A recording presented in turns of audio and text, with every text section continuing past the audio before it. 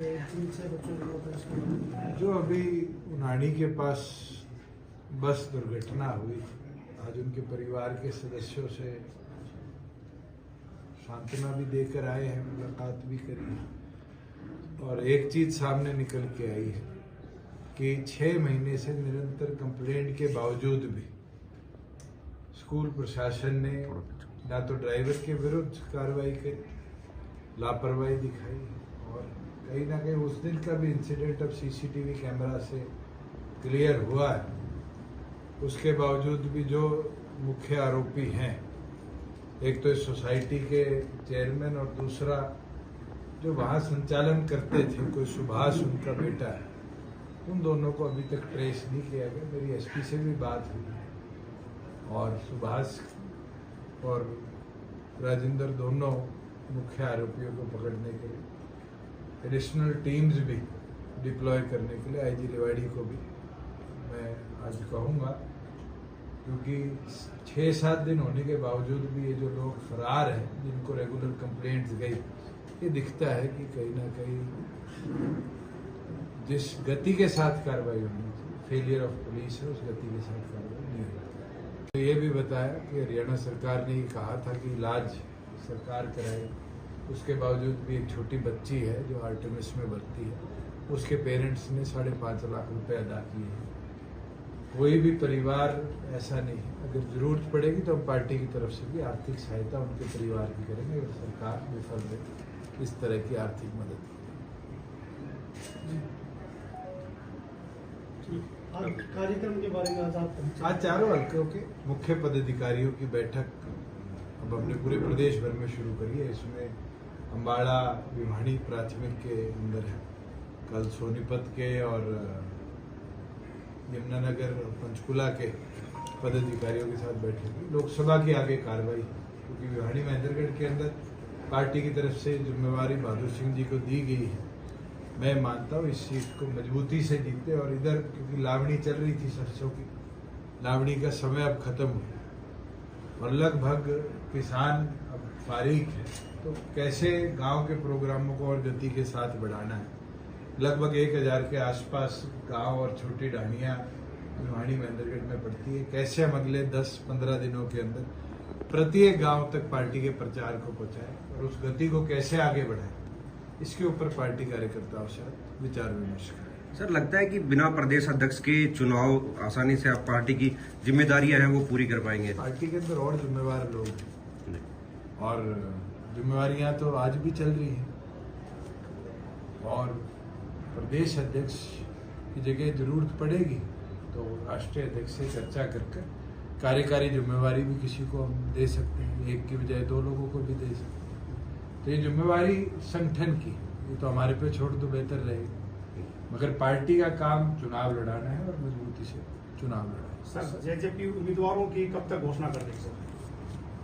आज शाम तक मुझे उम्मीद है वीडियो कॉन्फ्रेंसिंग में एक बार सभी नेताओं से चर्चा कर एक सूची पार्टी की हम शाम तक निकाल सकते। सर, बीजेपी के साथ रहे आप, बीजेपी ने आपको पार्टी से अलग किया या आप अपनी मर्जी से बीजेपी को? जसवंत जी, नई सरकार बनी, उसका हिस्सा ना बनने का निर्णय हमने लिया, ना तो उनने हमें अलग किया, हमारी सहमति सीट शेयरिंग पर नहीं बन रही थी और नया मुख्यमंत्री प्रदेश में नई सरकार का गठन कर रहा था, उसके अंदर हमारी सहमति नहीं बनी और दोनों ने अलग चलने का निर्णय। तो सर, आगे भविष्य में भी क्या बीजेपी का आपसे? भविष्य में क्या पता क्या होगा। आज हमारे 10 विधायक थे, भगवान ऐसे ही मेहनत की ताकत देते रहे तो इसको 45 से ले आए तो हमें किसी की जरूरत ना पड़े, और अगर 2-4 कम रह गए तो शायद कांग्रेस बीजेपी की बजाय और साथियों के साथ मिलकर भी ताकत बढ़ा सके। ये तो के साथ भी सर आप मिल सकते हैं? आज के दिन तो मेरे को संभावनाएं नेगेटिव लगती है। सर, नांगल चौधरी और नारनौल विधानसभा में आपके लोकसभा के प्रत्याशी जाते हैं तो पार्टी के पदाधिकारी उसमें नजर नहीं आते। आपके जिला अध्यक्ष जो है उनके गांव में कार्यक्रम हुआ और वो कार्यक्रम रद्द करना पड़ा लोग नहीं पहुंचने की वजह से। जो चीज होगी जी, तो उसमें कुछ सुधार की आपको बोलो, जो चीज होगी इसको खुरेदोगे तो पता नहीं क्या क्या चीजें आएंगी। आज इस चीज में स्पष्ट है कि सारे पदाधिकारी यहाँ मौजूद हैं। और पार्टी संगठित तौर पर चल रही है और संगठन की चीज है, संगठन के तरीके से ही आगे बढ़ेगी।